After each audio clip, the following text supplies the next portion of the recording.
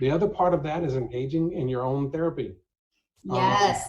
Which is something that we, can't really emphasize and encourage enough, because basically we all have blinders and we all have junk. And I want to take this burden off of your shoulders. It's not about being perfect. You don't have to be perfect to be a therapist. If that were the case, we wouldn't be therapists. There wouldn't be any therapists. Nope.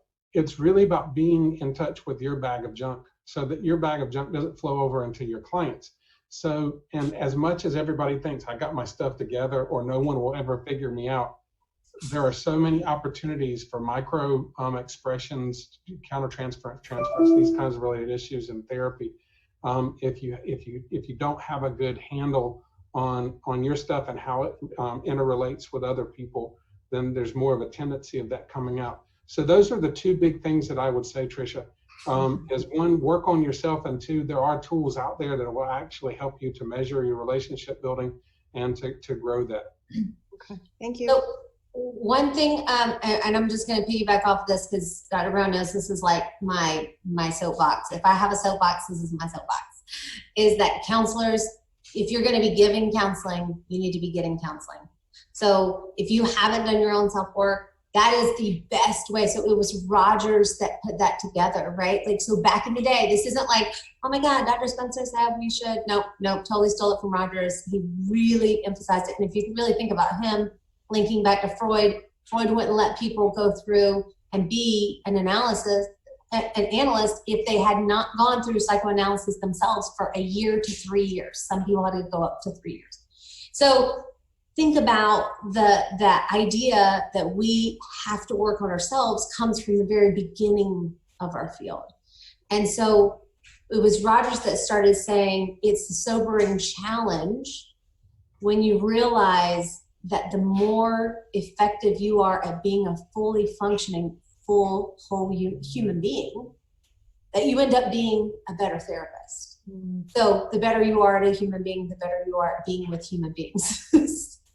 Interesting connection. Yeah, and absolutely. And, Carl Rogers has been voted as being the person who's had the biggest impact on our profession of any other theorist or any other researcher or anyone else in our field, even though, and speaking for Dr. Spencer and myself, we're not Rogerian in what we do, but we do believe in Rogers' belief system as it relates to connecting with other people. So we may connect in a very humanistic level with people, even though we might use other theories. Mm-hmm. Another component of the self-work, and this actually links really heavily to when we think about safety and stabilization, and I'll kind of link this in a second, is the idea of countertransference in the therapeutic relationship. Countertransference is not an issue of if it happens, it's when. When it happens to you, it will, and it has probably in other contexts. But what we experience, what things get triggered, like what we are doing in the world, we bring into the session. Just as the client, what they're doing in the world, they bring into the session with you. What you do in the world, you bring into the session with the client. So if you know that you have significant sensitivity around parental loss, and your client comes in and talks about, I have a client that his entire family was murdered, okay? Whole family gone in an afternoon, okay? He's the only one that survived because his grandmother took him to the grocery store.